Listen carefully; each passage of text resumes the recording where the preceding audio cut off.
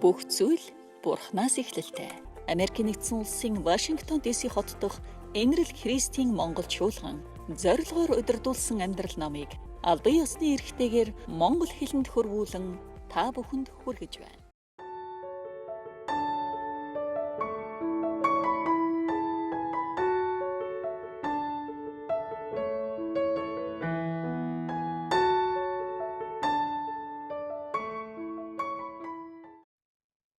За бид нар зорилгоор удирдуулсан амьдрал номын энэ 20 дугаар бүлгийг үзэж байна. За энэ 20 дугаар бүлэг хүртэл ер нь одоо энэ 20 дугаар бүлэг буюу энэ одоо 2 дугаар хэсэг тийм ээ одоо хүний амьдралын одоо бидний амьдралын 2 дахь зорилго гэж үзэж байгаа. За энэ 2 дугаар хэсэг бол бүхэлдээ одоо юун тухай өгүүлж байгаа вэ гэвэл бид нарыг итгэлийн гэр бүлийн хүмүүстэй харилцах харилцааны тухай өгүүлж байгаа. За тэгээд бүхэлдээ болвол ер нь одоо энэ зорилгоор удирдуулсан амьдрал номыг бичихэд авсан хамгийн том ишлэл нь юу вэ гэвэл одоо ингээд чи эзэн бурхнаа бүх зүрх сэтгэлээсээ хайрл, 2 дугаарт одоо хөршигээ өөрийн адил хайрл гэсэн. Тэгэхээр энэ ишлэл дээрээс одоо авч ирсэн тийм ээ. Тэгэхээр өөрөөр хэлбэл одоо итгэгч бидний хувьд бидний амьдралд байгаа харилцаанууд бидний амьдралд байгаа хөршүүд хинбэ гэвэл нэгдүгürt одоо бид нартай хамт байгаа бидний итгэлийн ахын дүүс бас Христэд итгэдэггүй бас бидний одоо танил дотн хүмүүс байна. Тэгэхээр өөрөөр хэлбэл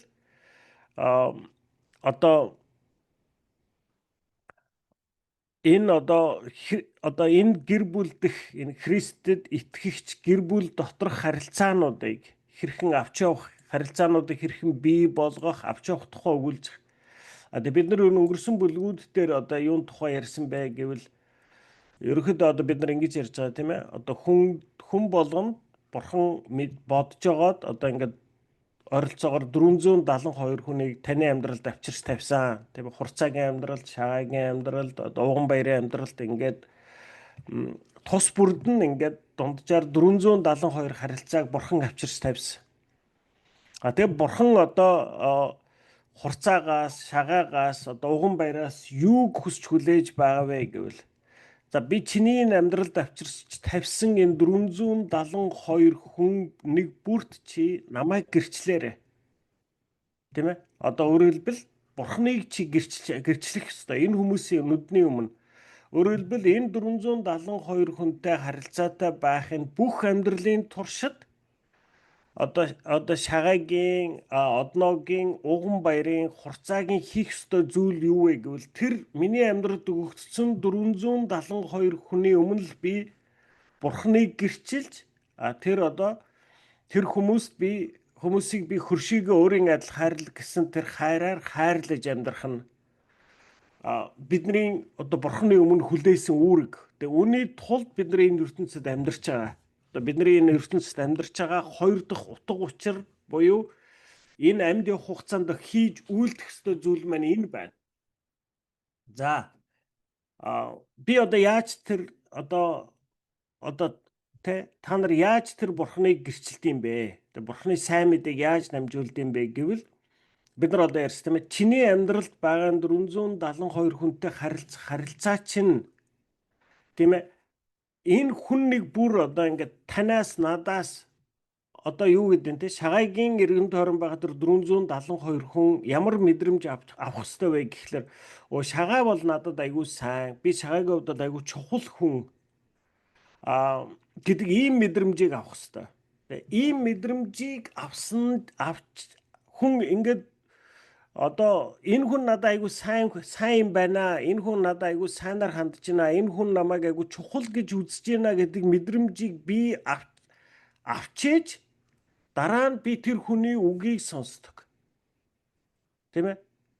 Тэгэхээр өөрөөр хэлбэл бурхны сайн мэдээг түгээх эхний алхам бол бид нар тэр амьдралд өгсөн хүмүүсийг хайрлах юм. Чи тэр хүн танаас хайрыг мэдэрч байгаа нөхцөлд таны үгийг сонсдог, таны үйлдэлийг хүлээж авдаг. Та тэр хүнд ямар ч мундаг цэцэн мэрэгэн ухаантай зүйл хичнээн чухал зүйл ярьлаач гэсэн Хэрвээ тэр хүн чинь эхлээд танаас тийм ээ оо шагааг надаа айгүй сайн шагаагийн хувьд би айгүй чухал гэдэг энэ мэдрэмжийг авахгүй болвол тэр хүн таны үгийг сонсдог. Таны үгийг хүлээж авдаггүй. Тэр хүний сэтгэл нээгддэггүй. Тэгэхээр тэр бид нар одоо ингээд тэр бурхны сайн мэдээг түгээх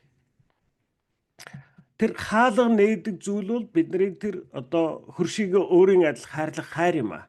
Одоо таны өөрөөр хэлбэл одоо дэлгэцэн дээр одоо яг одоогоор бол 20 хүн байж.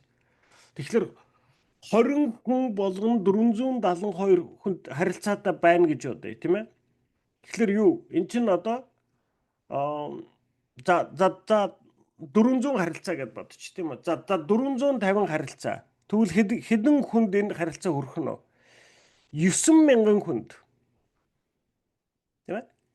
Энэ 20 хүн бол 9,000 хүнд бурхны сайн мэдээг түгээж хэрвээ та бид нар хориулаа тэр одоо амьдралд байгаа хүн нэг бүрийг хайрладаг. Энэ хайрыг тэр хүмүүст мэдрүүлдэг бол 9,000 хүн Христээр ирэх тэр боломж үүд хаалга нэгдэх боломжтой гэсэн үг. Тийм ээ? Яг мэдээж бидний хинэнч хүнийг бурханд итгүүлдэггүй. Бид нар бол бурхныг гэрчилдэг. Бурхан энэ гэрчилж байгаа гэрчил маань бидний одоо сайн мэдээ цацж байгаа үр юм аа. Хизээ тэрийг бурхан ургуулах уу гэдэг бол ерөөсөө тэр бол бурханы л гарт байдаг асуудал тийм ээ. Тэгэхээр бид нар хүнийг итгүүлдэггүй, бид нар гэрчилдэг. Тэгэхээр тийм учраас одоо бид нар бурханд үйлчлэхийн тулд бурхандыг одоо сайн мэдээг түгэн гэдэг бол бид нар амьдралд байгаа харилцаануудыг амьд байлгаж тийм ээ бүтээн босгож тижээн тэтгэж авч явах маань бол бидний одоо бурханд үйлчлэж байгаа хамгийн гайхамшигтай том үйлчлэлүүдийн нэг юм аа. Тийм ээ бид нар ингэж үзсэн. Тэгээд энэ харилцааг одоо хэрхэн бий болгох вэ? Хэрхэн яаж авч явах вэ гэдэг талаар бид нар өнгөрсөн бүлгүүдэд суралцсан. Тэгээд одоо энэ 20 дугаар өдөр бид нар одоо юу гэж үзэж байгаа вэ гэвэл сэв суусан харилцааг сэргээх нь гэсэн. Тэгээд өөрөөр хэлбэл одоо бид нар ингээд бидний амьдралд байгаа бид нар бүгдээрээ нүгэлтэй хүмүүс тийм ээ. Бид нар бүгдээрээ нүгэлтэй, гэмтэй. Бидний та харилцаж байгаа хүмүүс бүгдээрээ нүгэлтэй, гэмтэй. Тийм учраас хүссэн хүсээгүй та бидний амьдралд байгаа харилцаанууд маш олонх нь эвдэрдэг. Зүгээр л нэг өнгөцгөн харилцаа болдог. Тэгээ гүн гүнзгий утга учиртай харилцаа бол бидний амьдралд айгу ховор байдаг. Тийм ээ? Яг одоо бодит үнэн бол. Тийм болохоор одоо таны ч амьдралд, миний ч амьдралд одоо эвдэрчихсэн, тийм ээ, ингээд унтарчихсан ийм одоо болохоо байсан харилцаанууд байгаа. Тэгвэл одоо бид нарт энэ харилцаануудыг хэрхэн сэргээх талаар одоо энэ 20 дугаар бүлэг дээр бид нар суралцж байгаа. Бид нар өнгөрсөн 7 хоногт өөрөөр хэлбэл энэ харилцааг сэргээх 7 Библийн 7 алхмыг бид нарт одоо суралцж байгаа. Өнгөрсөн 7 хоногт бид нар юу гэж үзсэн бэ гэвэл хамгийн нэгдүгээрх нь үзсэн тийм ээ. Тухайн хүнтэй ярилцахаас урдж бурхантай ярилцаарай. Эхлээд тухайн асуудлыг бурхан дээр авчир. Хэрв та тухайн асуудлаа бусдад хов болгон ярихаас урдж бурханд хандан залбирвас та бурхан нэг бол таны зүрх сэтгэлийг өөрчилж эсвэл таны оролцоогүйгээр нөгөө хүний зүрх сэтгэлийг өөрчлөхийг олонтоо харах болно. Хэрв та харилцаа болгоныхоо төлөө илүү их залбирх аваас харилцаанууд тань илүү эвтэй болно. Дэвид хаан дуулал номонд бичсэн шиг та залбирлаараа дамжуулан асуудал бухимдлаа дээшээ гаргаарай. Бурханд гомдол цөхрлөө нээж хэл. Түүнд хандан хашгир таны уур бухимдал гомдол цөхрөл айдас түгшүүр болон бусад сэтгэл хөдлөл тань түүнийг хизээч гайхалд уруулж уурлуулахгүй. Тиймээс түүнд өөртөө яг ямар байгаагаа тэр чигээр нь илчил. Хүмүүс хоорондын харилцааны ихэнх зөрчил нь хүний сэтгэл зүйн хэрэгцээ хангагдаагүйгээс болж үүсдэг. Гэтэл эдгээр хэрэгцээний заримыг зөвхөн бурхан л хангаж чадна. Зөвхөн бурхан л хангаж чадах хэрэгцээг найзаасаа, эхнэр нөхрөөсөө, дарга болон гэр бүлийнхаа гишүүдээс харж гордож хүлээснээр та өөрийн урам хугарах, хорсон гомдох шалтгааныг бүү болгодог. Бурханаас өөр хинч таны бүхий л хэрэгцээг хангаж чадахгүй шүү дээ. Илч Яаковын хэлснээр бидний ихэнх асуудлууд залбираагүй улмаас үүдэлтэй байдаг ба тэрээр Яаков номын 4:1-2-т та нарын дундах хэрүүл болон зөрчлийн үндэс юу вэ? Та нар ямар нэг зүйлийг хүсдэгч та нарт байхгүй. Та нар Бурханаас гүйдэггүй учраас та нарт байдаггүй гэж. Бурханд хандахын оронд бид бусад хүмүүсээс өөрийгөө аз жаргалтай болохыг хүссэн шаарддаг ба тэд бидний урмыг хугалахад тэдэнд уурлаж гомдолдог. Харин Бурхан яагаад эхлээд над дээр ирдэггүй юм бэ хэмээн асууж байна гэж. Тийм ээ. За тэгэхээр өөрөөр хэлбэл бид нар өнгөрсөн 7 хоногт юу гэж суралцсан бэ гэвэл за эвдэрч гисэн одоо юм асуудалтай харилцаа байгаа таны амьдралд тийм ээ. Одоо эхнэр нөхрийн хооронд байж болно, хүүхдүүдтэйгээ байж болно, ах дүүстэйгээ байж болно, найз нөхөд, ажлын газрын чинь ч хүмүүс байж болно, сүм чуулганы ч хүн байж болно тийм ээ. Тэгэхээр одоо бид нар бол одоо энэ ертөнцийн хүмүүс тийм ээ, бид нар одоо өнгөрсөн 7 хоногт ярьсан шиг тийм ээ, энэ ертөнцийн хүмүүс юу гэж ханддаг вэ гэвэл одоо ингээд амьдралт чинь ингээд таагүй чамд амар ядаргаатай харилцаа бол тэр харилцаанууд шууд таслал хаяал бай гэж байгаа байхгүй. Тэгээд ерөөсөө чамд зөвхөн тэр ашигтай сайн чамайг одоо дэмждэг ийм харилцаануудаа л авч үлдээ тэр одоо хорон харилцаануудаа ерөөсөө ингээд одоо хажлаад хайчих гэж аягүй их сургадаг. Харамсалтай нь одоо Кристиан хүмүүс бид нарт тийм сонголт байхгүй. Бид нар юу гэж харж байгаа гэхээр энэ хүн болгоныг Бурхан одоо бодоод зориуд авчирч миний амьдралд тавьсан. Тэгээд энэ харилцааныг бүрт одоо хүрч болох хамгийн одоо сайн харилцааны одоо хэмжээ байгаа. Би тэр хүртэл энэ харилцаа болгоныг би одоо өсгөж авч явахын тулд би өөрөө чармаалт гаргах хэрэгтэй.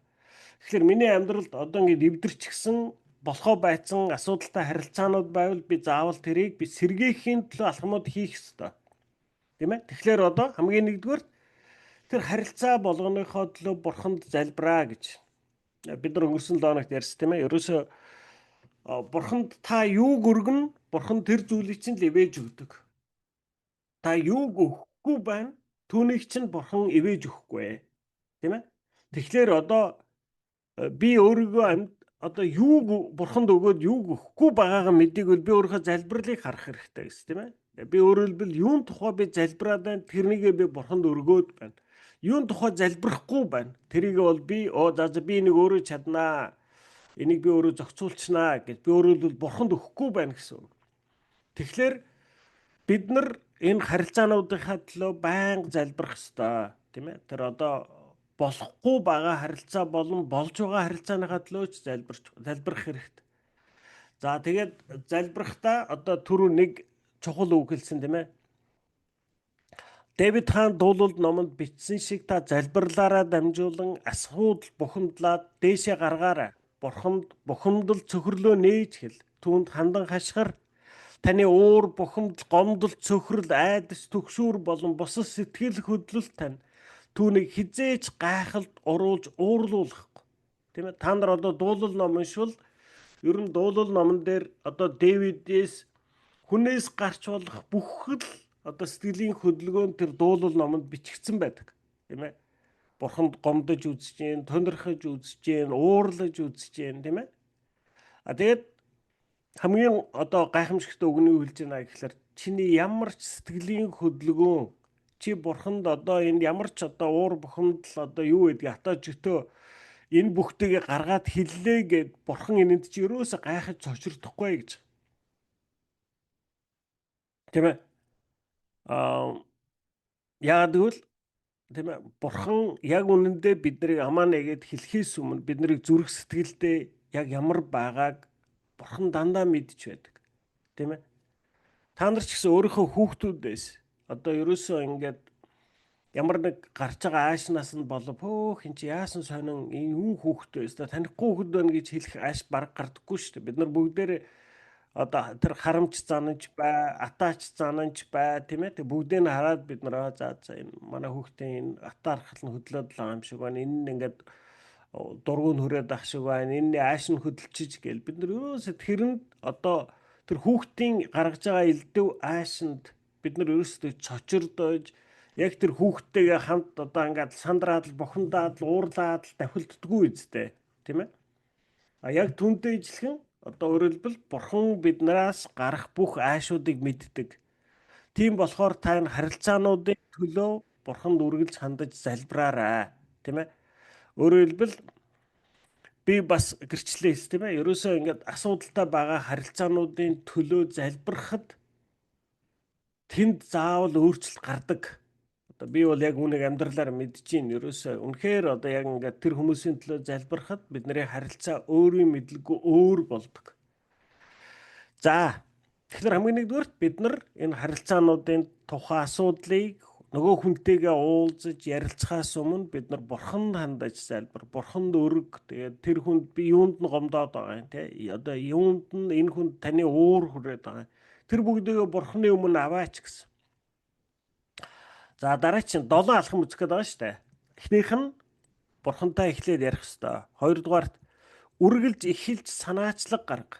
Та бусдыг гомдоосон уу эсвэл бусдад гомдсон уу гэдгээс үл хамааран бурхан таныг төрүүлж эхний алхам хийхийг хүсч хүлээдэг. Тиймээс нөгөө талаа бүү хүлээгээрэй. Тэдэн рүү өөрөө эхлээд очоорой. Учир нь сэв суусан харилцааг сэргээх нь маш чухал учир. Есүс биднийг магтаал өргөл өргөхөөс өмнө урьдчилж үүнийг үйлдэхийг тушааж байна. Матай номын 5:23-аас 24-т иймээс хэрвчээ залбирал магтаалын өргөөнд орж тахилын ширээнд өргөл өргөх гэж байхдаа найзад чинь чамд дургуутсан дургуутсал байгааг гинт санвал өргөлөө тахилын ширээний өмнө орхиод тэр дороо явж найзтайгаа учраа олон эвлэр зөвхөн түүний дараа л буцан ирж бурхантай эвлэрлийг хаагаарай гэжээ. Тийм ээ? Өөрөөр хэлбэл бурхан юу гэж хэлж ийм гэхээр чи надад одоо хүндэтгэл магтаал өргөхөөс өмнө тэр найз нөхөртэй байгаа харилцаагаа очиж засаарай. Тийм ээ? Тэгэхээр одоо бидний амьдралдаа хийдэг алдаа бол ерөөсөө дандаа ийм. Ер нь ингээд бид нар нэг хүнтэй харилцах харилцаан дээрээч, бурхантай харилцах харилцаан дээрээч бид нар нэг ингээд хүнээр гуйлах гал байгаад байдаг. Тэгээ хүн би өөрөө очоод тэр эхний алхам хийчихвэл би айгүй ингээд доошоо орчих гээд байгаа юм шиг. Эсвэл би өөрийгөө буруутай гэж зөвшөөрчих гээд байгаа юм шиг. Тэгэл ер нь ингээл дуурахгүй ингээл гэдийгээл яваал байдаг. Тийм ээ. Тэгвэл үүнийг болвол ерөөсөө ингэж болохгүй ээ. Тийм ээ. Өөрөөр хэлбэл бид нар одоо ингэж харилцаанд ямар нэг асуудал үүсэхэд ингэж нөгөө нэг одоо анхны алхам хийхгүй байх нь энэ бол бидний одоо нүгэлтэй, буруутай мөн төрхөөс гарч байгаа үйлдэл шүү. Хэрвээ та одоо ингээд Кристиан хүн бол ерөөсөө дандаа эхний алхмыг дандаа өөрөө оч. Өөрөө хий. Тийм ээ? Хэлж штэ. Хэрв чи залбирал магтаалын өргөөнд орж тахилын ширээнд өргөл өргөх гэж байхдаа найзад чинь чамд дургуутсан дургуутсал байгааг гинт санвал өргөлөө тахилын ширээний өмнө орхиод тэр дороо явж найзтайгаа учраа олон эвлэр зөвхөн түүний дараа л буцан ирж бурхантай эвлэрлийг хаагаарай гэж. Тэгэхээр бид нар дандаа эхний алхам хийх ёстой. Тийм ээ. Хэрв таны хэн нэгэнтэй нөхөрлөх нөхөрлөл харилцаатай нь хүндэрч эвдрэх аваас нэн даруй очиж эвлэрэх арга хэмжээ авахтун. Эвлэрлийг хойшлуулж шалтак тоочин хизээ нөгөөдөр учрыг нь олондоо химэн буу даашраарай. Нүрээрээ уулзан ярилцах цагийг аль болох яаралтай товлоорой. Асуудал зөрчлийг шийдэхгүй хойшлуулах нь дургуутслыг хурцтгаж асуудлуудыг гүнзгийрүүлдэг ажээ. Учир нь харилцаа нөхөрлөлд ан цав асуудал зөрчил үүсгэхэд цаг хугацаа эдгээдэггүй бөгөөд харин ч эдээ бээр мэд буглах аюултай. За та нар өөрсдөө одоо ингээд өөрсдийнхээ амьдрал дээрээс чиг бас эргэн тойрноосоо ч гэсэн зөндөө үнийг харж байгаа байх. Бид нар нэг тийм үг байдаг тийм ээ. Цаг хугацаа бүхнийг эдгээдгээ гэсэн үг байдаг. Тэгвэл энэ дээр бид нарт юу гэж хэлж яах гэвэл хүмүүсийн хоорондын харилцаанд үүссэн асуудлыг цаг хугацаа эдгээдэггүй. Харин муутгадаг. Тийм ээ. Би ч гэсэн ингээд амьдрал дээр ингээд хүмүүстэй харилцаа янз бүрийн харилцаанд айгүй тод харагддаг. Энэ бол за би одоо ингээд жишээлбэл за одоо ингээд оюун билэг битээр хоорондоо нэг юм муудалцчээ битээр нэг үг зөрчлөө тийм үү. Одоо ингээд оюун билэг нэг юм хэлээд би санаа нийлэхгүй. Тэгээд сүүлдээ нөгөө яриа маань хурцтаад одоо битээр өөр нь би нөгөө хэдий ширүү үг хэлчлээ гэж бодъё. За ингээд хоёр тийшээ салаад явчлаа. За тэгээд яах вэ гэхлээр одоо тэрнээс хойш юу болдгийг та нар бүгдээрээ мэдж байгаа тийм ээ. Би эргүүлээд нөгөө яриануудыг ингээд сэтгэл дотроо эргүүлээ бодож эхэлдэг. Оюун бүлэг намайг тэгж хэлсэн гэл тий. Тэгэл ерөөсө би тэр уучраа олохгүй л байх юм бол би яадаг гэхлээр урд өмнө оюун бүлэг над руу гаргасан янз бүрийн одоо тэр хэлсэн үг гаргасан аашуудыг нь би эргэлж санаж эхэлдэг. Тэгээ би одоо энэ мөн оюун бүлэг чи ер нь угаасаа нэг ингэж идэг юм байна штэ. Энэ ер нь аюу муухай ийм санаатай юм байна штэ.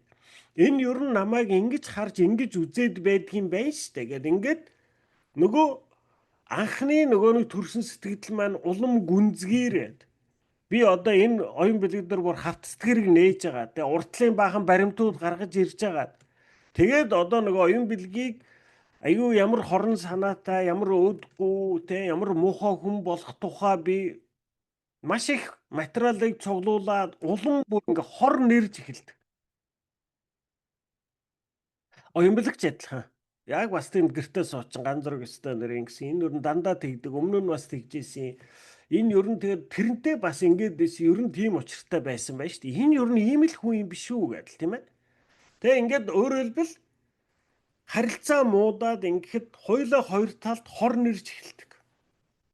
Тэгээд одоо ингээд нөгөө хүний миний одоо нэг оюун бэлгийг хараа эвдрээд тэгээ оронд нь би одоо ингээд нөгөө нэг миний сэтгэлд тэр нэрэгдээд байгаа тэр хорыг шингээсэн тэр дүр төрхийг би оюун бэлгийн тухай бий болгож эхэлдэг.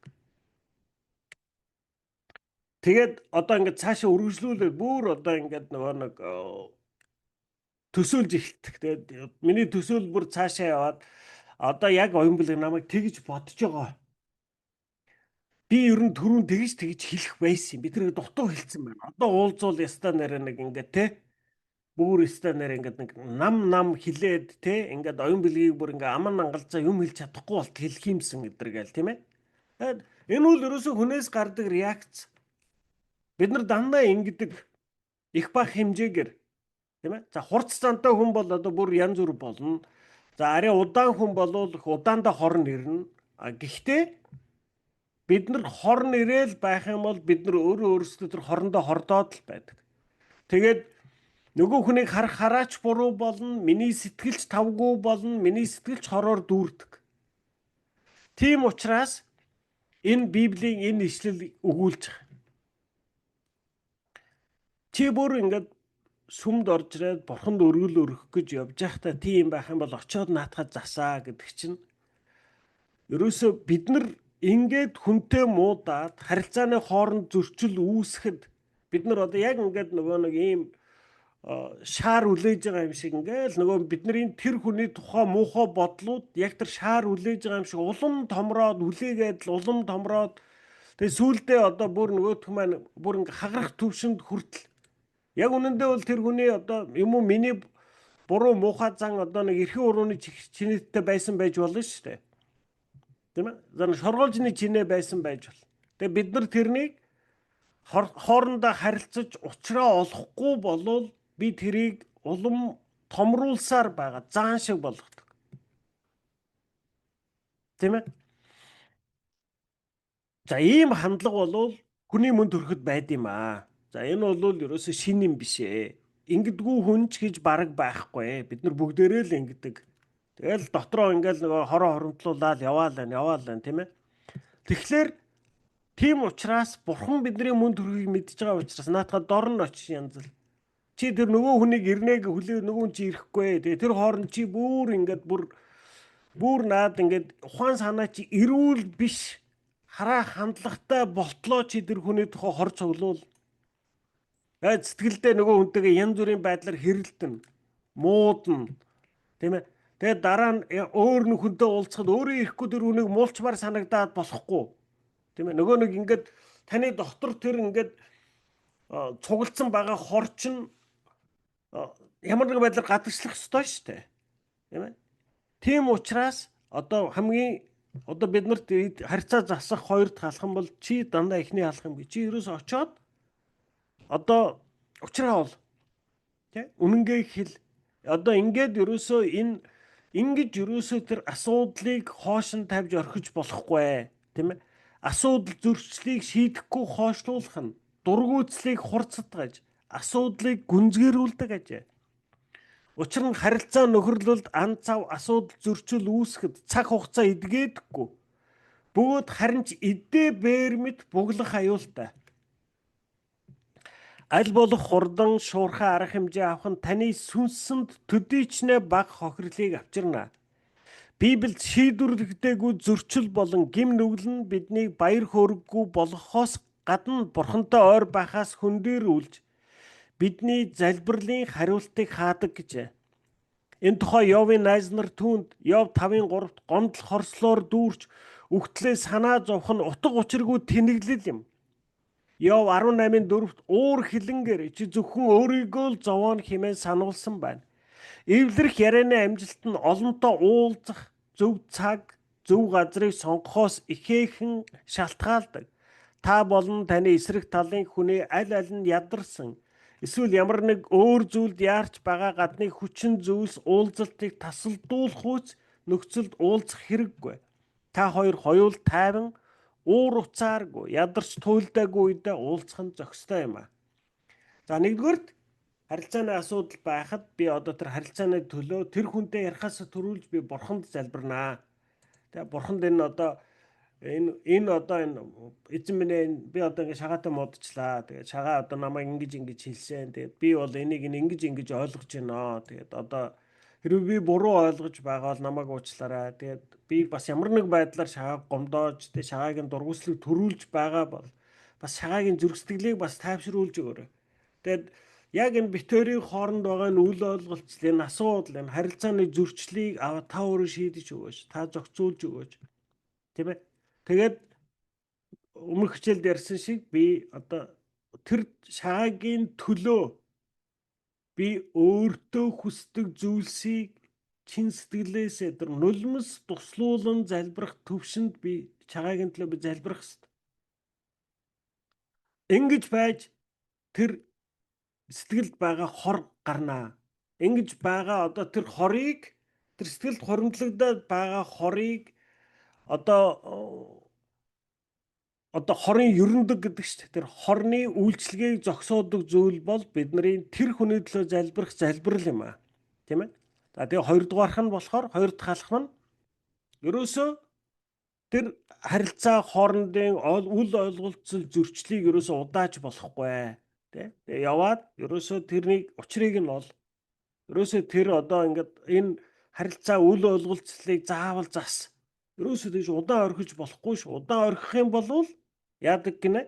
Бид нар хор нэржихэлдэг. Тэгээд энэ нь эдээ бээр болж хувирдаг. Ингээд бугалдаг. Тэгээд энэндээ бид нар өөрсдөө хорддог.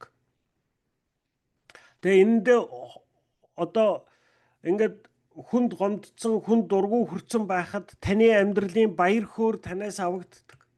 Та тэр үедээ бурхантай ойр байж чадхаа болдог. Тийм ээ? Гим нүгэл нь биднийг баяр хөөргүй болгохоос гадна бурхантай ойр байхаас хөндөрүүлж бидний залбирлын хариултыг хаадаг гэж.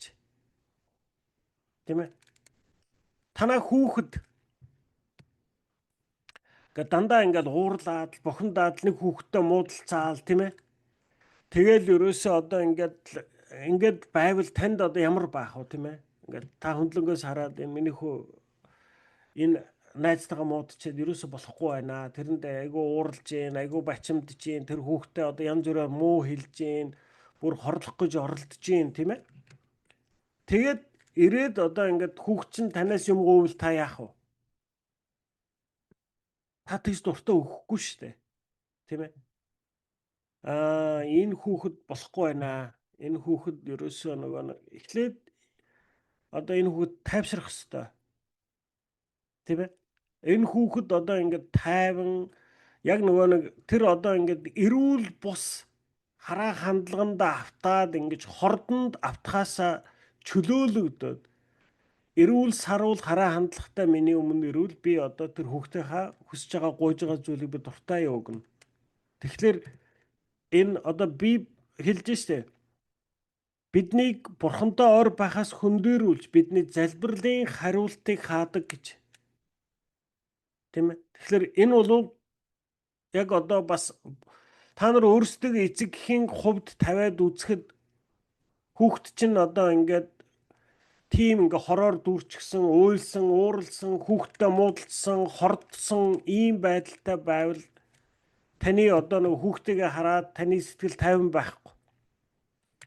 Хизээд та одоо ингээ хүүхдтэй хараад тайван байх вэ? Хизээд баяр хөөртэй байх вэ? Хүүхд чинь хүмүүстэй эвтэй, эргэн тойрондоо амьдралын баяр баясгалантай, тантай хамтдаа байхдаа дуртай, тийм ээ. Нэг өсөндө хүүхд чинь эрүүл саруул сэтгэлгээтэй. Одоо ингээ оюун санаа, зүрх сэтгэл сүнсэн эрүүл байх юм бол та тэр хүүхдтэй цаг өнгөрөх дуртай байх бол өвчтэй байх юм бол хажууд нь байхад хэцүү байдаг. Тийм ээ. Тэгэхээр бидний хувьд энэ одоо бид нар одоо олонтоо хэлж байгаа тийм ээ. Ерөөсөө энэ одоо бидний сэтгэлд бусдаа харилцааны зөрчил, атаа жөтөө, гомдол, хорсол тийм ээ. Энэ хорон сэтгэл гэдэг бол ерөөсөө бидний сэтгэлийг өвчлүүлдэг өвчнгүүд юм аа. Тэгээ бид нар өөрсдийн бие организм дээр гарсан биен дээр гарсан хатыг юм уу өвчтөе зүйлсүүдийг бид нар дор нь ангаахыг хичээдэг. Тийм ээ. Энийг эдгэхгүй л ерөөсөө болохгүй гэдэг бид нар шууд мэднэ. Одоо ингээ таны нүүрэн дээр айгүй том одоо ингээ том улаан хатаг гарчвал та зүгээр л бошоохон шиг эмчрүүчгүйгээд л эмч авч угаад л юмч түрхээд л тийм ээ. Яаж ийд ерөөсөө энийг дор нь эдгэхгүй бол болохгүй гэдгийг та мэддэг. Харин бидний сэтгэл зүрхэнд байгаа тэр хатаг яг түүнээс дутхгүй тэр өвчтөе зүйлсүүдийг бид нар цэвэрлэхгүй зайлуулахгүй байна. Тийм учраас бид нар дандаа зүрх сэтгэлээр өвчтөе байна. Тэгвэл түүнийг эдгээх хэрэгтэй. Тийм ээ. Тэгэхээр одоо нэгдүгээрх нь бурхан дандаа залбираарай. Хоёр дахь нь эхний санаачлагыг дандаа гарга. Тэгээ нөгөө хүнтэйг одоо ингээд хэлж штэ. За шагаа битэр муудалцсан. Тэгээ одоо би шагаатай очиж уулзах хэрэгтэй байна. Тэгвэл одоо хэлж штэ. Эвлэрх ярианы амжилтанд олонтоо уулзах зөв цаг, зөв газрыг сонгохоос ихийг нь шалтгаалдаг. Та нар ер нь анзаарвал ялангуяа өвлийн үдэш хүн ер нь жоохон сэтгэл санаа жоохон гутранг болдог штэ. Айгүйр таранхуу болцдог. Хүйтэн, тухгүй, тэг яваад ядраад орж ирсэн, тийм ээ. Гэтэл зуны ороо болвол айгүй удаан үргэлжлэн гадаа гармаар гой нартай, тийм ээ. Гэгрэлтэй, гэгээтэй, цаг агаар сайхан. Тийм үд хүний сэтгэл ч гэсэн бас тайван сайхан байдаг. Тийм учраас одоо ингээд шагаа битэр муудчаад харанхуй шүн, өвлийн шүн одоо ингээд уулзаад уучраа олох гэвэл би ч ядарсан, шагаач ядарсан ингээд хоёулын сэтгэл санаа тавг. Тэгэхээр тэр уулзах зөв цаг, зөв газрыг сонгох чинь таарын хоорондын эвлэрлийг авчрахад маш чухал хамааралтай шүү гэж хэлж байна. Тэгээд та болон таны эсрэг талын хүний аль нь ядарсан эсвэл ямар нэг өөр зүйлд яарч байгаа гадны хүчин зүйлс уулзалтыг тасалдуулах үйс нөхцөлд уулзах хэрэггүй. Та хоёр хоёул тайван, уур уцааргүй, ядарч туйлдаагүй үедээ уулзах нь зохистой юм аа гэж. За, дараачих нь 3 дахь алхам. Тэдэнд ямар байгааг ойлгож хүлээж ав. Ярихаасаа илүү сонс. Санал зөрж байгаа байдлыг шийдэхийн өмнө эхлээд тэдний яриаг сонсож тэдэнд ямар байгааг ойлгож сонсох ёстой. Энэ талаар Пол Филиппой номын 2:4-т хүн бүр зөвхөн өөрийн ашиг сонирхлыг бус харин бусдын ашиг сонирхлыг олж харах хэмээн сургасан ба олж харах гэдэг нь телескоп, микроскоп гэдэг үгнүүдэд ордог скоп гэдэг грек үгнээс гаралтай ажээ. Өөрөөр хэлбэл энэ нь маш сайн анхаар гэсэн үг ажээ. Бодит баримтаас илүүтэйгээр тэдэнд ямар байгаа дээр нь анхаар шийдэх гэхээсээ илүү тэдэнд ямар байгааг ойлгож хүлээж авахаас эхлээрэй.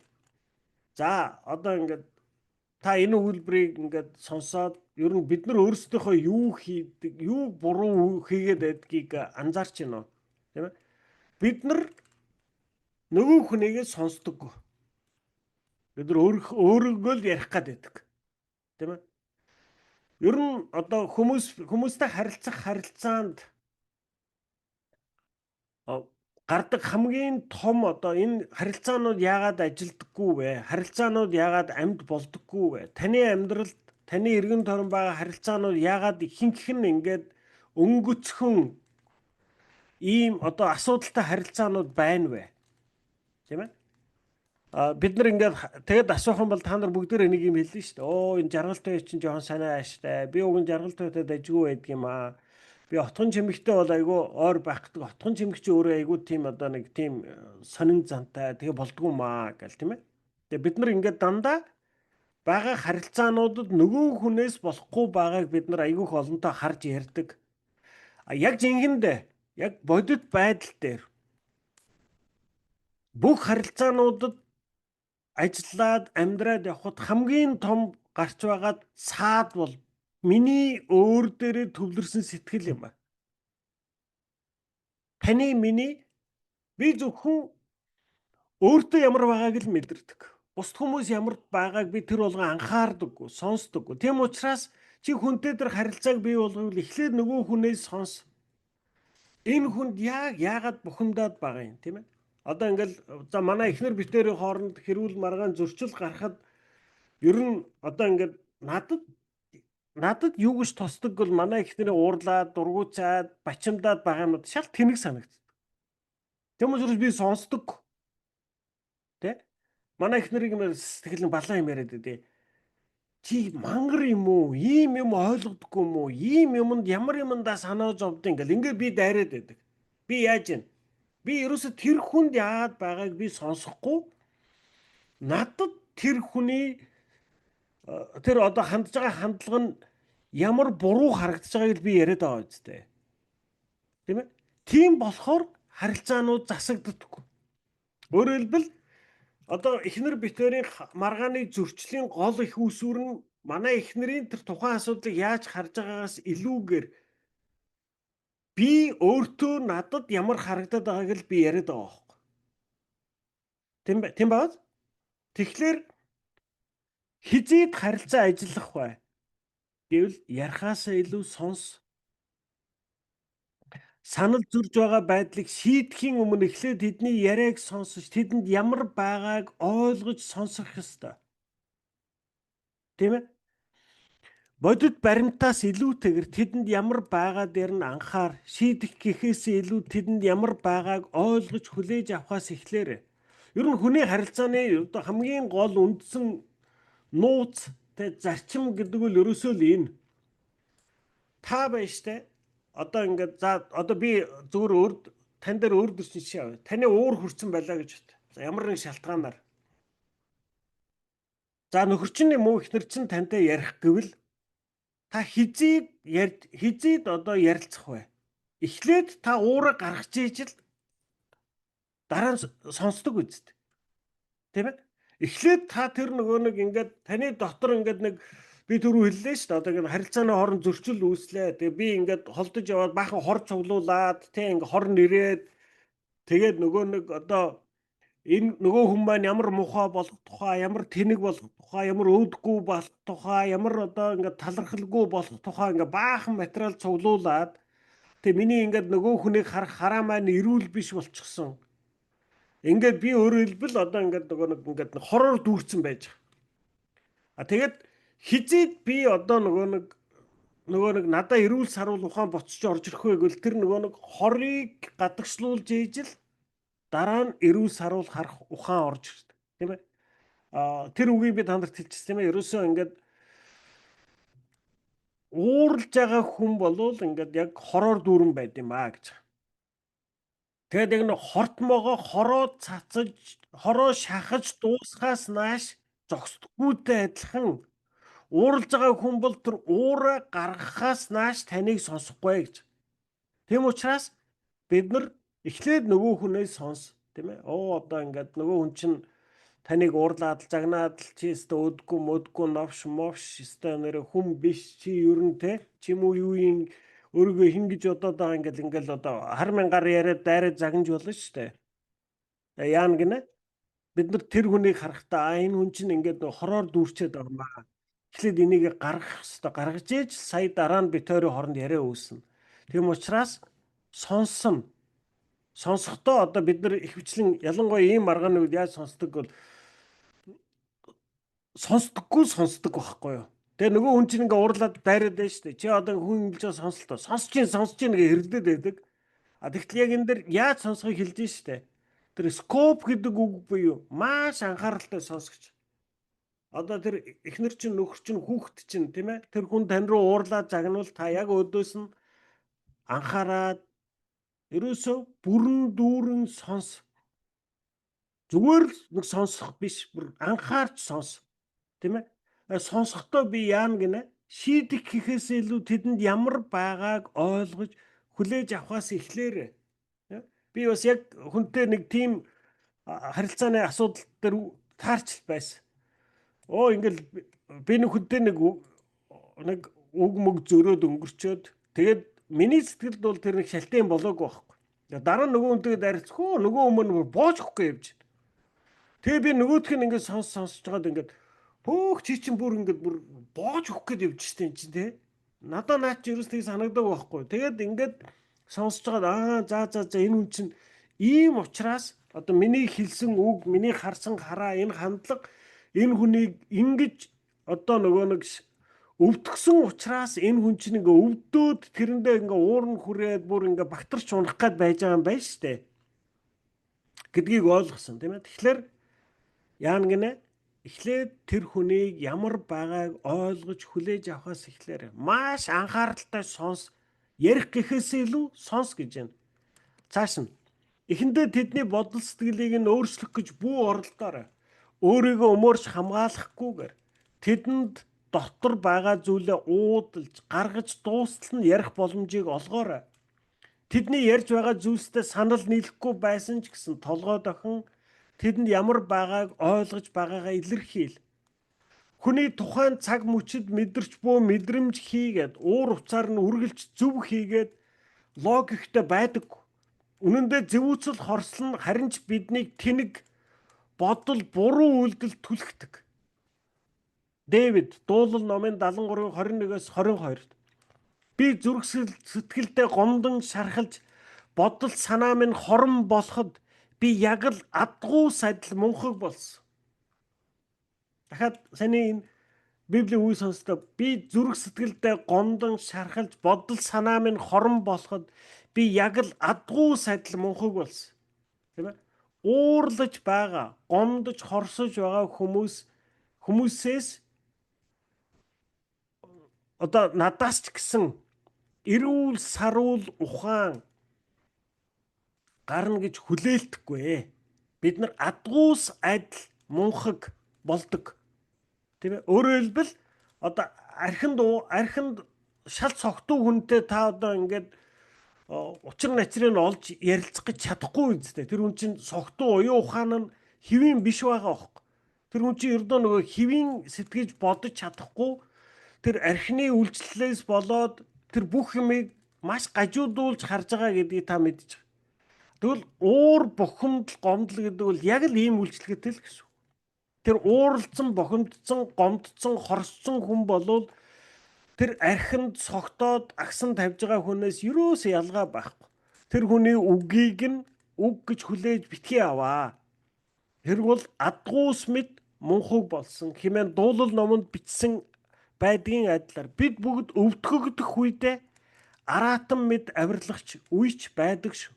Харин үүний эсрэгээр Библи сургаалт үгс 19:11-т хүний мэрэгэн ухаан түүнд амар тайвныг өгдөг. Гомдоон доромжлохыг өнгөрөөх үн хүний алдар суу билээ хэмээс. Тэвчээр нь мэрэгэн ухаанаас гардаг ба мэрэгэн ухаан нь бусдын хараа хандлагыг ойлгон сонсоход ирдэг аж. Тийм ээ? Тэвчээр нь мэрэгэн ухаанаас гардаг ба мэрэгэн ухаан нь бусдын хараа хандлагыг ойлгон сонсоход ирдэг аж.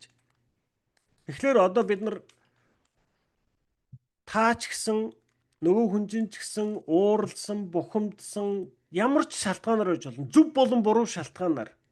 Ер нь бол ихэнхдээ бид нар шал буруу шалтгаанаар гомддог, ууралдаг, буруу зөв ойлгодог, хорсож явж байдаг. Тэгээ бид нар тэрийг харахаар ийм хин юмд ингэж хатад энэ тэнийг юм уу гэд ингэж нөгөө хүнийг дайраад байдаг. Тэр шалтгаан нь буруу мунхаг байлаач гэсэн тэр хүний өвдөж байгаа өвдөлт нь яг л жинхэнэ юм шиг л Жинхэнэ л байхгүй юу угаасаа. Тийм ээ? Тийм учраас бид нар одоо тэр гомдсон, хорссон хүн болвол яг тэр адгуус мэд мунхуг болчихсон. Тэр өвдөлтөөсөө болоод ийм ааш зан хэлэхгүй үг гаргаж байгаа. Тэрийг гаргаж дуусхаас нааш энэ хүний ухаан санаа нь эрүүл болохгүй гэдгийг бид нар ойлгох хэрэгтэй. Тийм учраас анхааран сонс, тэр хүнд яг ямар байгааг нь ойлгон хүлээж ав. Тийм ээ? Төвчээр нь мэрэгэн ухаанаас гардаг ба мэрэгэн ухаан нь бусдын хараа хандлагыг ойлгон сонсоход ирдэг ажээ. Бусдыг сонсох нь үнэн хэрэгтэй. Таны санаа бодол надад чухал. Бидний харилцаа надад үндсэнтэй. Та надад маш чухал гэж өгүүлдэг. Хүмүүс биднийг өөрсдийг нь анхаарч байна гэдгийг мэдрэхээс нааш бидний юу мэдэж бодож байгааг огтхон ч хайхардаггүй. За би энэ зарчмыг түрүү хэлсэн тийм ээ. Өөрөөр хэлбэл одоо шагаа надад ирээд юм тайлбарлах гээд ингээд суухад би бол шагаа бол намайг айгүй хүндэлж гин, шагаа надад айгүй сайнаар хандж гин гэдгийг мэдэрсний дараа л би сая шагаагийн хэлж байгаа ярьж байгаа зүйлсүүдийг сонирхож сонсдог. Зүгээр шагаагийн байдлаас шагаа намайг үл томсорлж гинэ гэдэг мэдрэмж л авах юм бол миний сэтгэл хаагдаа. Би шагаагийн хэлж байгаа үгсүүдийг ерөөсөө хүлээж авахгүй. Тийм ээ? Харилцааг сэргээхийн тулд тийм ээ Ром 15:2-т бичсэн. Бид бусдын айдас эргэлзээг ойлгон хүлээн авах ачааг үүрэх ёстой. Ямар ачааг бид нар үүрэх ёстой гинэ? Бид бусдын айдас эргэлзээг ойлгон хүлээж авах ачааг үүрэх ёстой. Бид өөрсдийгөө биш харин нөгөө хүнээ баярлуулж түүний хувьд сайныг үйлдээрэй гэсэн. Хичнээн бурууч байсан уур гомдлыг нь өөртөө тайвнаар шингээн хүлээж авна гэдэг бол золиос гаргаж буй хэрэг юм шүү. Есүс ч мөн таны төлөө яг энэ золиос гаргасан гэдгийг санагтун. Тэрээр таныг аврахын тулд ямар ч үндэслэлгүй хэрцгий уур хилэнг өөртөө хүлээн авсан. Ром 15:3-т Христ өөрийн хүслийг хангаагүй. Харин таныг буруутгах доромжлох хүмүүсийн буруутгал доромжлол нь над дээр буув гэж бичвэрт бичигдсэн хэмээн өгүүлжээ. За бид нар ингээд гурван алхмыг үзэж байна тийм ээ. Нэгдүгээрт за харилцааны асуудал тэрний төлөө залбирнаа. Тэр хүнтэй ярихаас өмнө залбирна. Тэр хүний төлөө бид нар залбирна. Тэр хүндээ бид нар сайныг өрөөж залбирна. Тийм ээ. Хоёрдугаарх нь би дандаа эхний алхмыг хийнэ. Би тэр одоо харилцааг өрөөсөө одоо ингэж би бол одоо ингээд те Ичко миний дургу хүрхсэн. Ичкогийн буруу. Би бол ичко дээр эхэлж очинд байхчгүй гэж суухгүй нэ. Тийм ээ. Ерөөсөө хэний буруу хамаагүй. Би эхний алхмыг хийх ёстой. Би энэнийг ерөөсөө одоо бид нар хэлж штэ. Энэ бол өвчин шүү. Таны сэтгэл зүрхэнд бий болсон өвчин. Энийг л маш хурдан цэвэрлэж эдгэж авах нь таны хувьд маш чухал юм аа. Тэм учраас та эхний алхмыг хий. Тэгэд гурав дахь алхам нь бол очоод нөгөө хүнийг сонс. Тэр хүний чинь тэр уур хилэн гомдолд яг тэр архинд согтуураад ухаанаа алдсан хүн шиг байгаа тэр бүгдийг нь гаргаж дуустал анхааран сонс. Зүгээр л нэг сонсох хангалттай биш. Сонсож гинөө гэд хэрэлдэх нь хангалттай биш. Тийм ээ? Чин үнэнгээс анхааран сонс. Тэр хүнд ямар байгааг ойлго. Хүлээж ав. Тийм ээ? Та тэр хүн рүү би одоо тэ мөнгөнтэй муудчаад мөнгөн рүү би хамаг уур уцаараа гаргаж хахад мөнгөн намайг ингээд тэгсэн байна. За гэд ингээд хүлээж авахд авчивэл миний уур аянда гардаг. Мөнгөн миний өдөөс ингээд шууд толгоос ихсрээд л өстой үгүй шүү гэл эхлэх юм бол миний нөгөө уур хилэн чинь улмал дүрэгцдэг. Тэгэхээр тэр нөгөө хүний уур хилэн тэр дотор цугласан хорыг гаргах цорын ганц зөв зам бол тэр хүнийг анхааран сонсох юм аа. Бид нэг гурван алхам хийчлээ. Тийм ээ? За дөрөвдөх нь зөрчилдөх өөрийнхөө бурууг хүлээ. Хэрвээ сэв суусан харилцааг сэргээхийг чин сэтгэлээсээ хүсч байгаа бол та тухайн зөрчилдөх өөрийн алдаа бурууг хүлээхээс эхлээрэй. Ингэснээр асуудлыг илүү тод харах болно хэмээн Есүс Матай 7:5 эхлээд нүднээсээ дүнзээ авч хай. Тэгвэл чи ах дүүгийнхаа нүднээс үрдсийг авч хаяхдаа сайн харах болно гэж хэлж. Тийм ээ? Бидний хүн бүр өөрийн гмийг хардаггүй учраас та асуудалтай байгаа хүнтэйгээ нүүр тулан уулзахаас өмнө эхлээд 3 дахь хүнээр өөрийн хийсэн үйлдэлд үнэлэлт дүгнэлт өгүүлэх нь зүйтэй. Мөн тухайн зөрчилд таны буруу хэр их байгааг харуулахыг Бурханаас гуйн залбирах хэрэгтэй.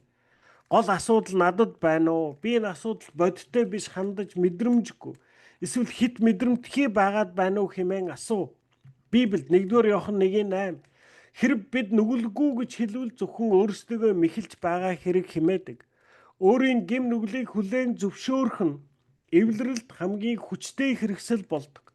Олонхтой асуудлыг шийдэх гэсэн бидний арга хандлага нь тухайн асуудлаасаа ч том ноцтой байдлыг үүсгэдэг. Тийм ээ? За тэгэхээр одоо яах нь вэ? За жавзаа битэр муудсан. Тийм ээ? Тэгээ би одоо жавзаа руу тэгэхээр одоо яах нь вэ? Би эхлээд энэ жавзаа битэрийн асуудлын зөрчлийг би бурханд өргөж залбирна. Тэгээ би жавзаагийн төлөө би үнэхээр одоо нулимс туслуулан залбирнаа. Тийм ээ? Одоо заавал нулимс тусахгүй ч байлаа гэсэн.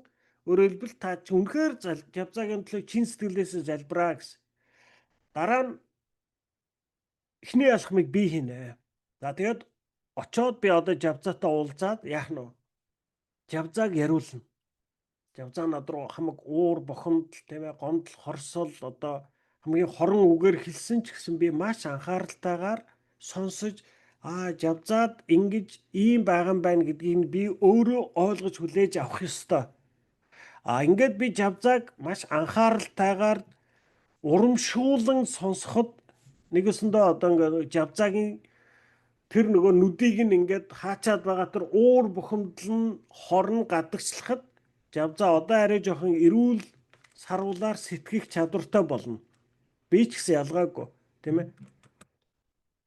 Тэр уур бухимдал гомдол хорсолд автж байгаа хүн бол ерөөсөө эрүүл биш хараатай болдог. Бид нар ерөөсөө л бүр бараг л одоо тэр Библиэлд хэлсэн байж штэ. Адгуус мэт мунхаг болсон гэж. Бид нар тийм л болдог. Тийм учраас энэ нэг цэвэрлэл гэж хэлээд байгаа байхгүй, тийм ээ. Тэгэхээр одоо би ингээд жавзааг баахан яриулчлаа. Тэгээд дараа нь одоо би ярихтаа яам гинэ. За уучлаарай жавзаа. Би энэ дээр би ингэж хараад ийм юм хэлсэн чи энэ миний буруу байна.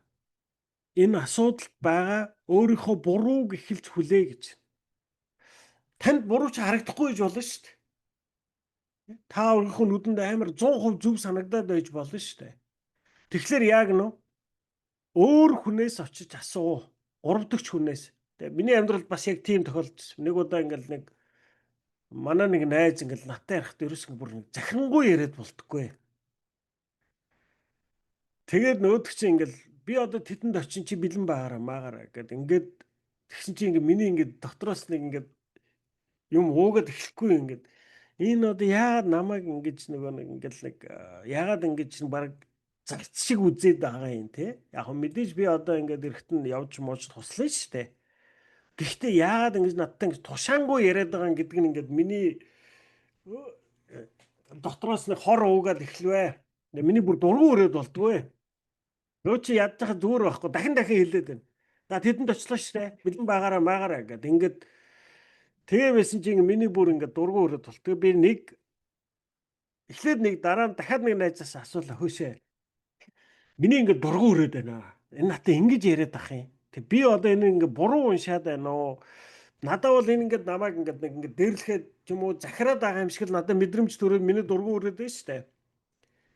Тэгсэн манай тэр хоёр найз хоёулангаас нэгээс би тус нь асуусан. Одоо ингэсэн ингээд натаа ингэж хэлээд ах юм. Тэгсэн миний дургуун өрөөд болтгоо. Чи юу гэж бодож байна гэсэн чи ингээд хөндлөнгөөс гүй цаадах чи ингээд нөгөө нэг ингээд л те. Ер нь ингээд бид нар дотроос чамтай өөрийгөө амар ойрхон найз гэж боддог. Тэгээ чамтай найзрах ч л хэлж байгаа байхгүй юу? Чамайг тэгэж нөгөө нэг одоо ингээд чи бэлэн байгаараа чи ми гэж хэлж байгаа биш байна гэд. Эхнийх нь хэлэхэд надад нэг үнэмшигдэг байхгүй юу? Тэгээ би хоёр дахь найзаас дахиад асуухгүй өөр нэгээс нь. Тэгээ хоёр дахоос нь ингэсэн бас яг тэгж хэлсэн байхгүй. Тэгээ би дараа нь хараад за би өөрөө энэ дээр ингээд нөгөө нэг одоо тэр хүний хэлж байгаа өнгөнөөс ч юм уу би энийг ер нь би буруу хүлээж аваад байгаа юм байна. Тийм ээ. Би өөрөө хэлбэл тэгээд дараа нь тэр манай найз ирээд бид нар ингэ цуг хамтдаа байсан. Ерөөсө тийм байгаагүй. Тийм ээ. Тэгэхээр одоо ингээд би болвол тэрэн дээр одоо зөвхөн тэр хүний нэг хэлж байгаа өнгөнөөс ч юм уу миний нэг тийм ингээд дургуутсал эхэлчихэд тэгээ би одоо нэгсэн хор нэрэд эхэлсэн байсан. Тэгэхээр яг тэрэн шиг биднэрт ер нь болвол нөгөө нэг одоо амьдралын туршлага юу хэлж байна гэвэл ер нь өөртөө баг итгээрэй. Тийм ээ. Ер нь одоо ингээд надад тийм санагдаад байна. Энэ миний зөв гэж ер нь аль болох маш бага бодох ёстой шүү. Яг л бидний өнгөрсөн амьдрал юу харуулж байна? Дүүрэн алдааг харуулж байгаа. Тийм ээ. Одоо яг саяны миний хэлдэг шиг хүний хэлж байгаа үгнээс болоод би янз бүрээр одоо хариу реакц үзүүлдэг. Өөрөө ч тэрийг мэдэхгүй. Тийм ээ. Тэгээд тэр нь дандаа надад зөв харагдаад байдаг. Бидний одоо хамгийн том асуудал тэр шүү дээ. Би дандаа зөв л санагдаад байдаг байхгүй өөртөө. Тэгвэл ер нь бол би ихэнхдээ зөв биш байгаа гэдгийг би дандаа санах хэрэгтэй. Тийм ээ. Тэгэхээр одоо дараачийн алхам бол зөрчилдөх өөрийн бурууг хүлээ гэсэн. Тэ бидний хүн бүр өөрийн гэмийг хардаггүй учраас та асуудалтай байгаа хүнтэйгээ нуур тулан уулзахаас өмнө эхлээд 3 дахь хүнээр өөрийн хийсэн үйлдэл үнэлэлт дүгнэлт өгүүлэх нь зүйтэй. Мөн тухайн зөрчилд таны буруу хэр их байгааг харуулахыг Бурханаас гуйж залбирах хэрэгтэй. Гол асуудал надад байна уу? Би энэ асуудалд бодиттой биш хандаж мэдрэмжгүй. Эсвэл хит мэдрэмтгий байгаад байна уу хэмээн асуу. Библиэд 1-р Иохан 1:8-д хэрэг бид нүгэлгүй гэж хэлвэл зөвхөн өөрсдийгөө мэхэлж байгаа хэрэг хэмээдэг. Өөрийн гэм нүглийг хүлээн зөвшөөрөх нь эвлэрэлд хамгийн хүчтэй хэрэгсэл болдог. Олонхтой асуудлыг шийдэх гэсэн бидний арга хандлага нь тухайн асуудлаасаа ч том ноцтой байдлыг үүсгэдэг. Өөрийн гэм бурууг даруйхнаар хүлээн зөвшөөрч эхлэх нь эсрэг талын уур уцаарыг номхотгодог. Тэд таныг өөрийгөө өмөрнө гэж бодон таны эсрэг дайрахад бэлдэж байсан ч гэм буруугаа хүлээж байгаа таныг хараад дайрах шалтгаангүй болно. Харин өөрийн гэм бурууг хүлээн зөвшөөрөхдөө ямар нэг шалтгаан тоочиж бусдад буруугаа тохихгүй байж шударгаар өөрийн хүлээх хариуцлагаа үүрч дараа нь илдгээр уучлал гуйгараа гэсэн. Тийм ээ. Бид нар бас өөрийнхөө бурууг зөвшөөрөхдөө одоо ингэвгүй би одоо уг нь харин нөгөө нэг яг тэгсэн юм аа чимгээ надад тэгсэн тэгээ чимгээгээс болол ингэчлээ эдэр гэж ингэж буруугаар нэлзаахгүй тийм ээ. Яг л үнэхээр одоо өөрийн буруу бол бид нар тэр энэ миний буруу боллоо би энэ үнэхээр тэнэгдсэн байна. Би энэ дээр айгүй өөрөө ч анзаарахгүй айгүй муухай өөдгөө хувийн хичээсэн зан гаргасан байна. Энэ дээр би үнэхээр муухай хорон хандлага гаргасан байна. Намайг уучлаарай гэж хандах хэрэгтэй. За цааш нь. Бид нар хэдийг явчихад байгаа лээ. Нэгдүгээрх нь одоо бурханд хандаж залбирах тийм ээ. Бурхантай ярилцаараа дараа нь эхэлж эхний алхмыг хий. Дараа нь нөгөө хүнийг сонс ямар байгааг ойлгож хүлээж ав. Дараа нь өөрийнхөө бурууг хүлээн зөвшөөр гэсэн. Тэгээд дараа нь хүнийг бус харин асуудлыг онол. Хэн нь буруутайг тогтоох гэх нь асуудлыг шийдэхгүй. Тэгэхээр бусдыг буруутгах эсвэл асуудлыг шийдэх хоёрын аль нэгийг л сонгох хэрэгтэй болно. Библиэд Сургаалт үгс 15:1-д илдэг хариулт уур хилэнг зайлуулна. Харин хурц үгс уур хилэнг хөдөлгөн хэмээн сургажээ. Хурц үг хэлээр хизээч өөрийгөө бусдад ойлгуулахгүй тул үг сонгохдоо ухаалаг хандах нь чухал. Илдэг зөөлөн хариулт тухуурхсан хариултаас үргэлж дээр байдаг юм шүү. Асуудлыг шийдэхдээ хэрхэн хэлэх нь юу хэлэхтэй адил маш чухал шүү. За нэгдүгээрт одоо бид нар цаашаага яваад яах ёстой вэ гэвэл одоо ингээд те сэли чи ингэж өөдгүү зан гаргаснаас болоод би ингэж уралсан юм аа гэж одоо өөрөөр хэлбэл тэр ингэж хэлэх юм бол би яаж яана? Би сэл рүү довтлоод байгаа үстэй. Тэгвэл одоо харин сэли чи битэрийн хооронд энэ үүссэн асуудал ийм байдлаас болж үүссэн байна. Тийм ээ. Энэ асуудлыгаа яаж шийдэх вэ? Тэгэхээр одоо хоёулын нэг яаж шийдэх вэ гэдэг дээр төвлөрөх хэрэгтэй болохоос биш хүн рүү хандаж довтолж болохгүй шүү гэж. За мэдээж одоо ингэ суугаад ярихлаар хоёр хүний хооронд маргаан зөрчил үүсгэхэд ерөөсө нэг хүний 100% буруу гэж ерөөсө байдаггүй. Ямар нэг хэмжээгээр хоёулаа л тодорхой хэмжээнд буруутай байгаа. 70 30 юм уу, 60 40 юм уу, 50 50 юм уу мэдэхгүй тийм ээ. Тийм учраас одоо би өөрийнхөө буруу хүлээсэн ч гэсэн одоо нөгөө хүнд байгаа асуудал байгаа шүү дээ. Нөгөө хүнээс бас гарсан буруу байгаа. Тэгэхээр тэрийг хандаж ярихдаа хүн рүү нь биш асуудал руу нь хандаарай гэж. Тэгээд хоёрдугаар хэлэх үгээ зөв сонго. Хурц үгхлээр хизээч өөрийгөө бусдад ойлгуулахгүй тул үг сонгохдоо ухаалаг хандах нь чухал. Илдэг зөөрлөн хариулт тохуурхсан хариултаас үргэлж дээр байдаг юм шүү. Асуудлыг шийдэхдээ хэрхэн хэлэх нь юу хэлэхдээ маш чухалж адилхан маш чухал шүү гэж. Тийм ээ? Бид нар хүний юу хэлж байгааг нь яаж хэлж байгааг нь л хардаг. Тийм ээ? Юу хэлж байгааг нь яаж хэлж байгааг нь над руу хараад инээмсэглээд сайхан хандаад хэлжээвэл тэр үг надад нэг янзаар тусдаг. Над руу ярвааж гаад нэг үг хэлвэл тэр үг нэг янзаар тусна. Тийм ээ?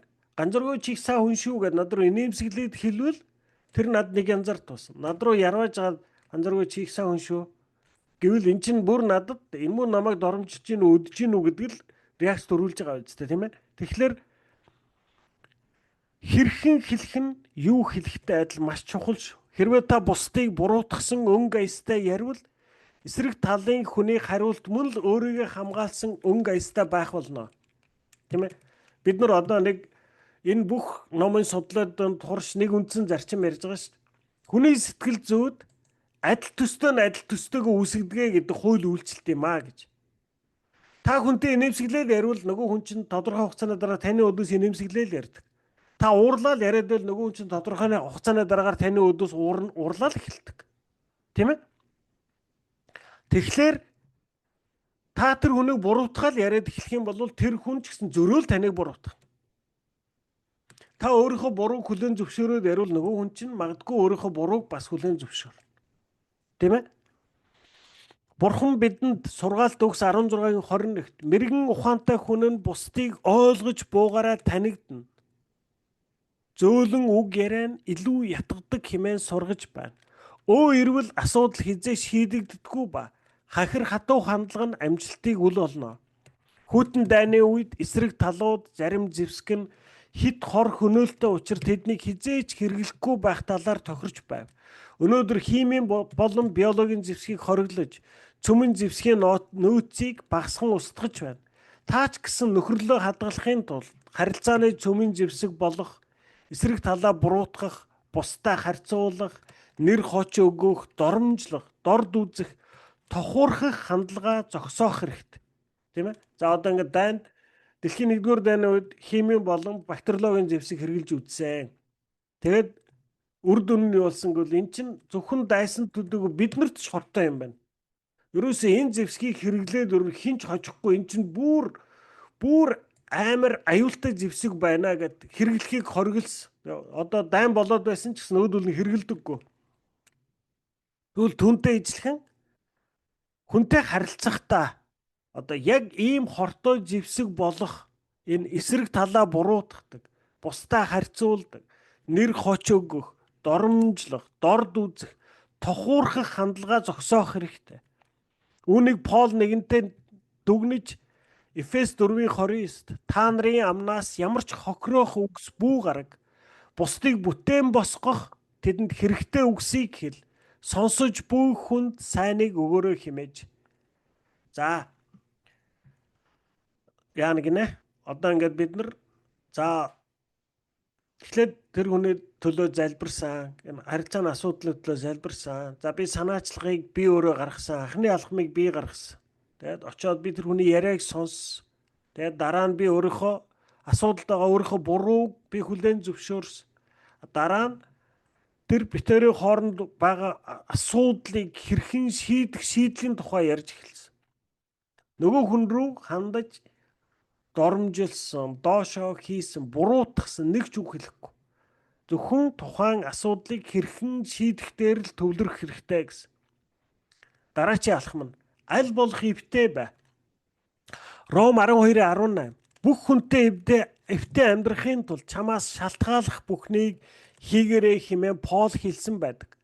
Бусдаа эв найртай байхуд золиос гаргах хэрэгтэй. Заримдаа бид бардам зан өөр дөрөө төвлөрсөн зангаасаа татгалзах ёстой болно. Нөхөрлөхөө төлөө буулт хийж бусдад нийцүүлж тэдэнд хэрэгцээтэй зүйлсийг сонгох хэрэгтэй болно. Есүс уулан дээрх номлолынхоо 7 дахь сургаалд Матай 5:9-д бусдад тэмцэлдэж өрсөлдөхийн оронд тэдэнтэй хэрхэн хамдарч болдгийг харуулахдаа та нар өрөөгдөнө. Ийм үйлдэхдээ чи өөрийгөө яг хэн гэдгээ мөн Бурхны гэр бүлийн гишүүн гэдгээ олж мэднэ хэмээн өгүүлсэн бил. За ингээд таны амьдралд байгаа харилцаанууд янз бүрийн харилцаа байгаа тийм ээ. Одоо ингээд 472 хүн чинь дандаа танд таалагдахгүй, дандаа сайхан харилцаа байхгүй тийм ээ. За тэгээд миний амьдралд ч гэсэн байгаа харилцаанууд дотор одоо манай нэг найз байдаг. Яг ингээд хөндлөнгөөс харуул одоо ингээд айгүй тийм онгоргон, ойвргон тэгээд айгүй худлаа ярина. Яг ингээд бүр над руу ингээд уцаар яриад өөс амар худлаа ярина. Би худлаа ярьж байгааг би ингээд сонсоод мэдж байгаа байхгүй. Тэгээд яг нөгөөдөг чинь ч гэсэн ерөн жоохон худлаа давсалж байгаа. Гэхдээ нөө худлаа ярихлаар ингээд нөгөөдгөө хөөрөөл худлаа яриа л. Тэгээд ингээд одоо ингээд би тэгэл сонсдог. Ерөөсөө тэр нөгөө нэг одоо яг заримдаа би тоглоом шоглоомор чинь айгүй худлаа ярьж байна гэн. Гэхдээ ерөнхийдөө бол тэр хүнийг одоо ингээд надтай шал худлаа ярихын ингээд одоо ярьдаг тийм л харилцаа байгаад байна шүү дээ. Яагаад энэ харилцааг би одоо ингээд тэр хүний худлаа ярьж байгаа нь одоо ингээд ингэж тийм овргон зан гаргаж байгаа нь яагаад миний дургу хөрөхгүй тийм ээ одоо яагаад би ингэж хүлээж авч байна гэвэл тэр худлаа ярьдгийн арталд бас яг ингээд нөгөө нэг бас сайн хүн байгааг би мэдж байгаа тийм ээ одоо би өмнө ч гэсэн ярьж тийм миний одоо ингээд бүр 10 жилийн бага ингээс хамт одоо ингээд найзлсан хүүхдүүд байдаг. Тэгээд ингээд худлаа ярина.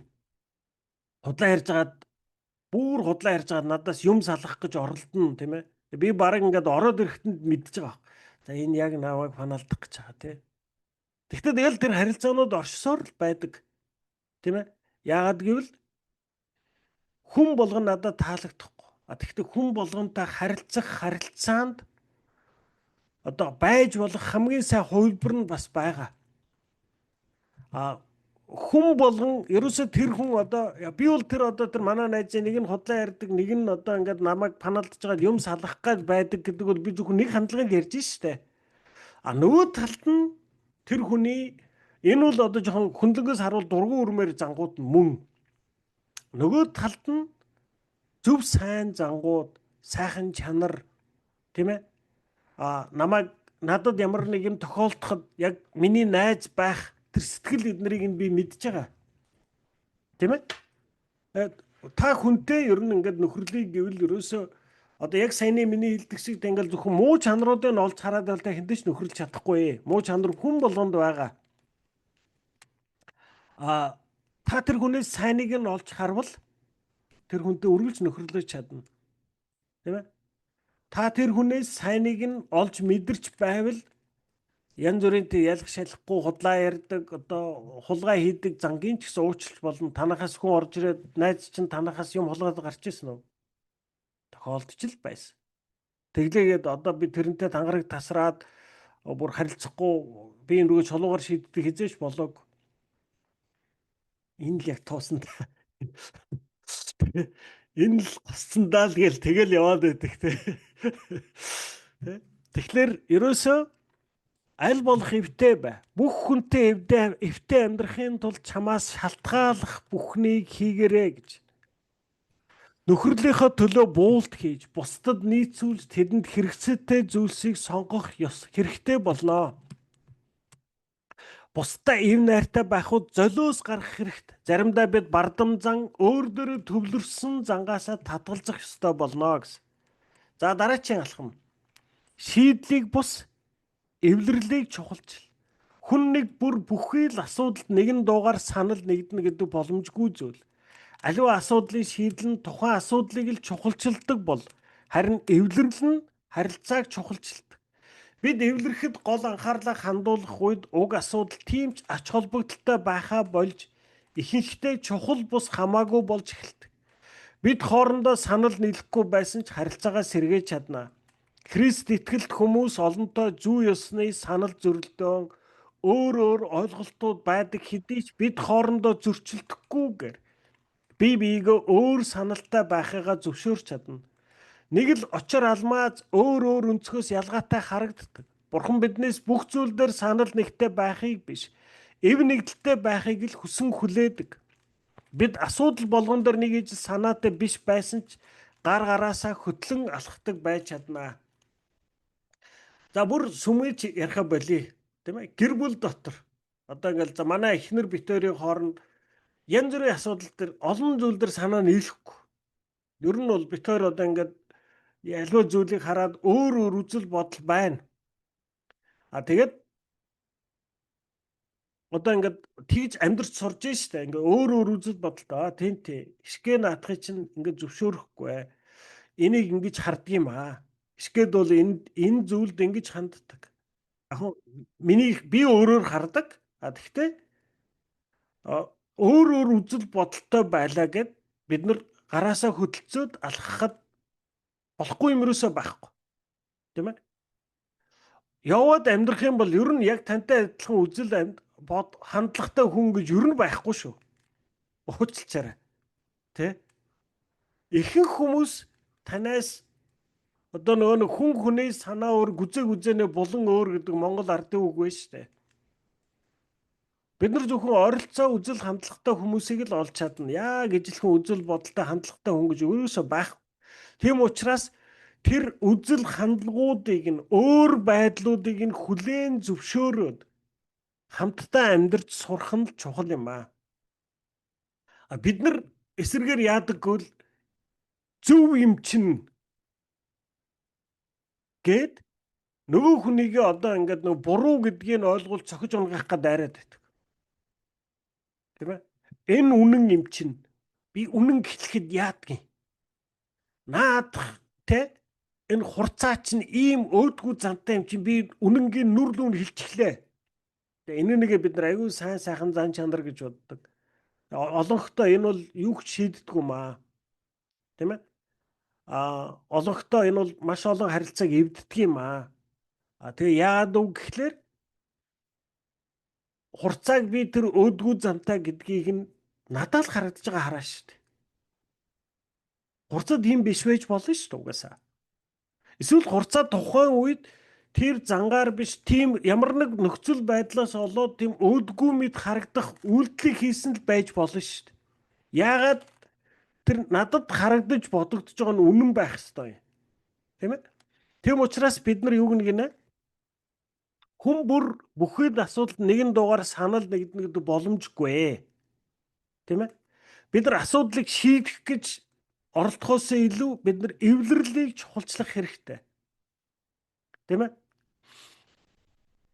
Христ итгэлт хүмүүст олонтоо зүй ёсны санал зөрөлдөөн өөр ойлголтууд байдаг хэдий ч бид хоорондоо зөрчилдөхгүйгээр бие биегээ өөр саналтай байхыгаа зөвшөөрч чаднаа.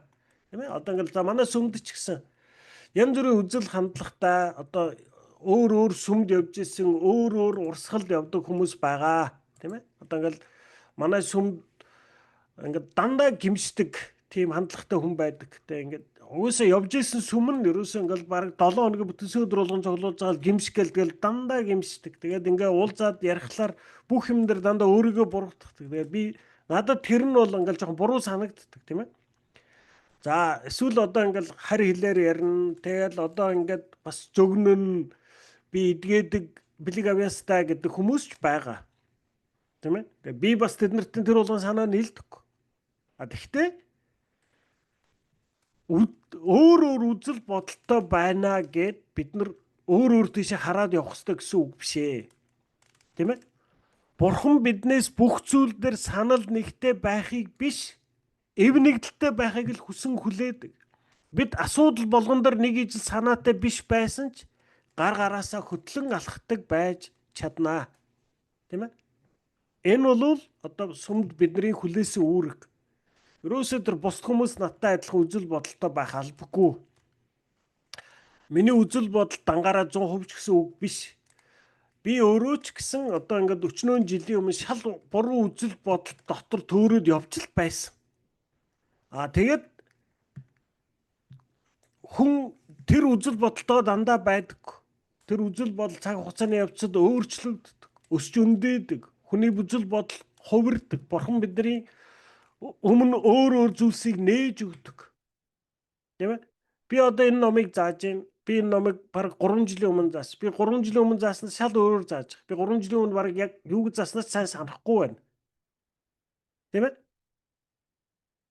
Ингэж өөрчлөгддөг. Тийм учраас өнөөдөр хурцаагийн баримталж байгаа үзэл бодол, өнөөдөр миний үзэл баримтлал дандаа зөв, дандаа энэ чигээрээ байна гэсэн үг ерөөсөө биш.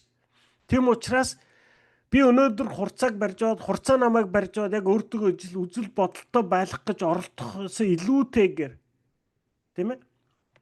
Бид нар санал зөрдөг зүйл байлаа ч гэсэн нэгэн итгэлийн ахан дүүс учраас гар гараасаа хөтлөөд алхах чадвартай байх ёстой юм аа. Ингэх нь асуудлын шийдлийг олохоос татгалзан хэлэхгүй юм. Та нар асуудлыг шийдэхин тулд үргэлжлүүлэн хэлэлцэж, бүр марган мэтгэлцэж болно. Харин ингэхдээ үргэлж эв найртай байхыг эрхэмлээрэй. Эвийг эрхэмлэн гэдэг нь асуудлыг нуух бус, харин агссан зэвсгээсээ л татгалзахыг хэлнэ. Тийм ээ? Энэ бүлгийг уншиж судалсны дараа та хинтээ холбогдох хэрэгтэй гэж бодож байна. Хинтээ харилцаагаа сэргээх шаардлагатай байна вэ? Ахин нэг ч хорон бүү хоошлол. Та яг одоо төр зогсоод уг хүнийхээ төлөө Бурханаас залбиран гуугаарай. Харин дараа нь харилцаа руу аваад түн рүү залгаарай. Эдгээр 7 алхам энгийн хэрнээ бас тийм ч амар биш юм аа. Харилцааг эргүүлэн сэргээхэд их хүчин чармаал шаарддаг. Тиймээс Петр бидэнд 1-р Петр 3:11-т бусдаа эвтэй амьдрахын төлөө хичээн чармааж ажиллаарай гэсэн. Та эвлэрлийн төлөө зүтгэхдээ Бурханы замаар явж буй хэрэг. Тиймээс Бурхан эвлэрлийг сахиулагчдыг өөрийнхөө хүүхдүүд хэмээн нэрлсэн юм аа гэж. За ингээд өнөөдөр хичээл дууслаа. Бид нар 20 дугаар бүлгийг дууслаа. 7 алхмаа дахиад нэг сануулчих. За хүмүүсийн хооронд харилцааны асуудал үүснэ. Тэгээд тэр харилцааны асуудлыг дор нь засварлах ёстой. Тэгэхин тулд эхлээд бид нар тэр асуудлыг Бурханд өрг, тэр хүнийг Бурханд өрг, тэр хүний төлөө залбир, тийм ээ? Дараа нь та дандаа эхний алхмыг хийгээрэй, эхэлж санаачлаг гаргаа. Тэгээд дараа нь очоод санаачлаг гаргаад уулзахдаа тэр хүнийг эхлээд сонс, ярихаасаа илүү сонс. Яг тэр хүнд ямар байгааг ойлгож хүлээж ав, тийм ээ? Тэрний дараагаар тухайн зөрчил асуудал дах өөрийнхөө бурууг хүлээ. Өөрийнхөө буруу хүлээчээд одоо нөгөө хүний буруу үлдээд байгаа шүү дээ. Тэгэхээр тэр тухай ярихдаа хүнийг бус харин асуудлыг нь онил. Тийм ээ? Тэгээд энэ хүнтэй энэ нөгөө хүнээ буруутгаж ярихдаа ч гэсэн, тийм ээ? Одоо тэр асуудлын тухай ярихдаа эсрэг талаа буруутгах, бусдаа харьцуулах, нэр хоч өгөх, доромжлох, дорд үзэх, тохуурхах хандлага ерөөсөө гаргаж болохгүй шүү гэж. Тэгээд дараа нь сүм дотор хүмүүстэй харилцахдаа аль болох эвтэй бай. Тийм ээ? Бүх хүнтэй эвтэй амьдрахын тулд чамаас шалтгааллах бүхнийг хийгээрэй гэсэн. Тэгээд дараа нь шийдлийг бус, эвлэрлийг чухалчил. Тийм ээ? Одоо манай сүм дотор тийм Кристиан үзэл бодлын хувьд өөр үзэл хандлагатай хүмүүс зөндөө байна. Улс төрийн үзэл бодлын хандлага бол бүр зөндөө байна. Зарим нь Трампыг дэмжин, зарим нь Трампд дурггүй, зарим нь Оросын талд орно, зарим нь Украины талд орно, тийм ээ? Заримдаа бидний тухай ярих, маргалцах, мэтгэлцэх тохиолдол гарна. Гэхдээ энүүнийг эвийг эрхэмлэнэ гэдэг нь асуудлыг нуух бус харин агссан зэвсгээсээ л татгалзахыг хэлнэ гэж. Маргалдаж болно, санаа бодолд өөр байж болно. Гэхдээ үүнийг хэрүүл, маргаан, зөрчил, хуваагдалд хүргэх хэмжээнд хизээч авч үйж болохгүй л гэж хэлж байгаа. За ингээд 20 дугаар өдөр дууслаа. Одоо бид нар эндээс ер нь энэ харилцаануудыг одоо сэргээх арга замуудыг суралцсан гэж одоо найдаж байна. Тэгээд энийг хамгийн гол нь амьдрал дээр хэрэгжүүлэх нь бас тийм амархан биш ээ. Тэгээд бүгдээрээ яг хамгийн сүүлчийн одоо Библийн ишлэлийг дахиад сануулъя. 1-р Петр 3:11 бусдтай эвтэй амьдрахын төлөө хичээн чармааж ажиллаарай гэсэн. Тийм ээ. За баярлалаа.